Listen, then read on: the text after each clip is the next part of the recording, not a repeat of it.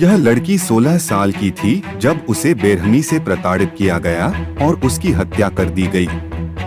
आज के एपिसोड में हम सुजैन कैपर की हत्या के बारे में जानेंगे।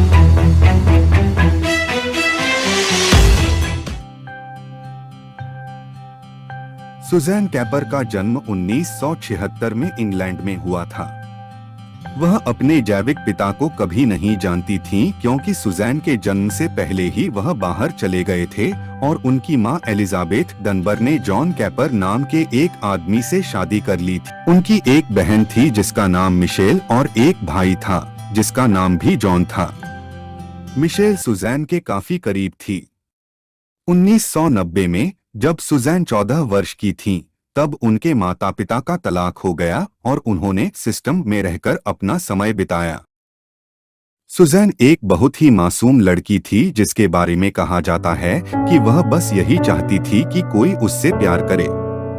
उसके आसपास के लोगों, यहाँ तक कि उसके माता पिता ने भी उसे लगातार निराश किया। उसने स्कूल जाना छोड़ दिया और उसके शिक्षकों ने कहा कि उसका व्यवहार अनियमित था। आखिरकार सुजैन की जीन पॉवेल से दोस्ती हो गई।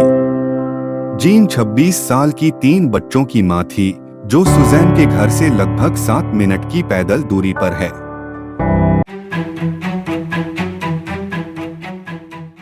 जीन पॉवेल के साथ 24 साल की बर्नाडेट मैकनेली भी रहती थी जो 3 बच्चों की मां भी थी।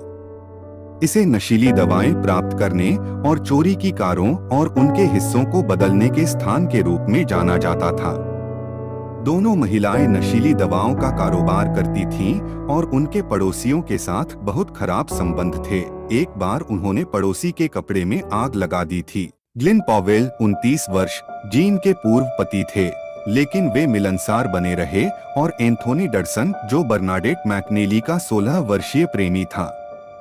फिर क्लिफोर्ड पूक जो जीन पॉवेल का 17 वर्षीय भाई है और जेफरी लेह एक 26 वर्षीय व्यक्ति है जिसने पहले वास्तव में अपनी 86 वर्षीय दादी पर हमला किया था और चोरी की थी।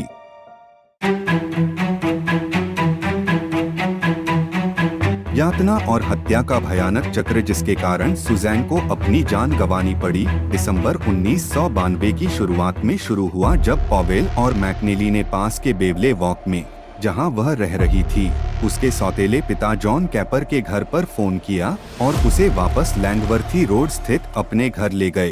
एम्फेटामिन के नशे में धुत इस समूह में इस समय Bernadette McNeely, Jean Powell, Glynn Powell और एंथोनी डडसन शामिल थे। इन लोगों ने मिलकर उसका सिर मुंडवा दिया, उस पर हमला किया, उसे लकड़ी के बर्तनों और बेल्टों से पीटा और उसका दम घोंट दिया।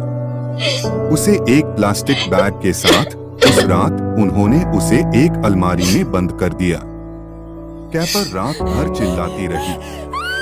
घर में रह रहे 6 बच्चों ने उसकी चीखें सुनी।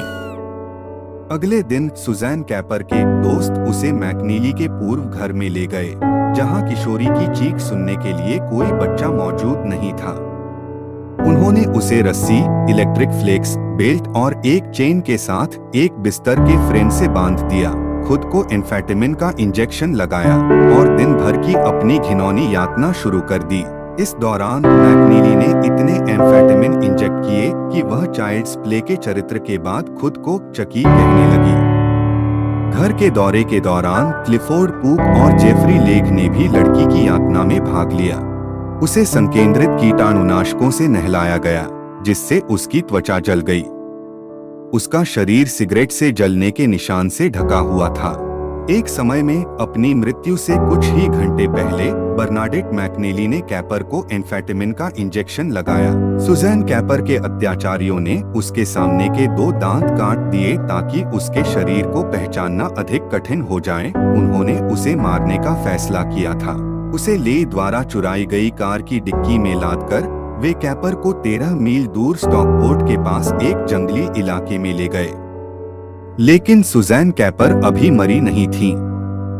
अपनी आखिरी ताकत के साथ उसने खुद को निकटतम सड़क पर खींच लिया, जहां से गुजर रहे एक वाहन के चालक ने उसे देखा। अस्पताल में कोमा में जाने और अंततः मरने से पहले वह पुलिस को यह बताने में सक्षम थी कि वह कौन थी, क्या हुआ था और वास्तव में कौन जिम्मेदार था।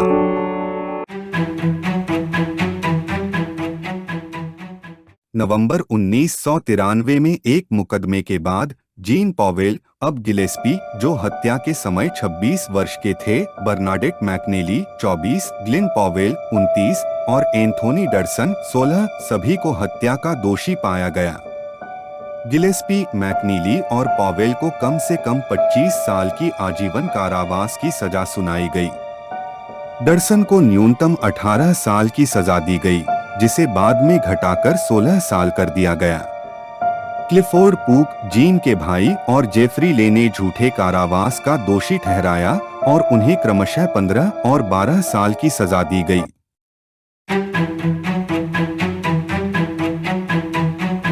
जैसे ही समुदाय सुज़ैन कैपर को विदाई देने के लिए एक साथ आया, उसका अंतिम संस्कार उस गहन क्षति की एक मार्मिक याद बन गया जो उसे जानने और प्यार करने वालों को हुई थी।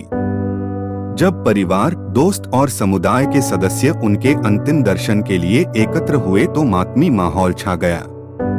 हवा दुख से भरी थी और आंसुओं से सने चेहरे साझा दुख में सांत्वना तलाश रहे थे। सुज़ैन कैपर का अंतिम संस्कार जीवन की नाजुकता, हमारे प्रियजनों को संजोने के महत्व और उन लोगों के लिए न्याय मांगने की आवश्यकता की एक मार्मिक याद दिलाता है जिनके साथ अन्याय हुआ है। यदि आप इस तरह के और वीडियो देखना पसंद करते हैं तो कृपया इस वीडियो को लाइक करें और हमारे चैनल द मिस्ट्री डेज को सब्सक्राइब करें।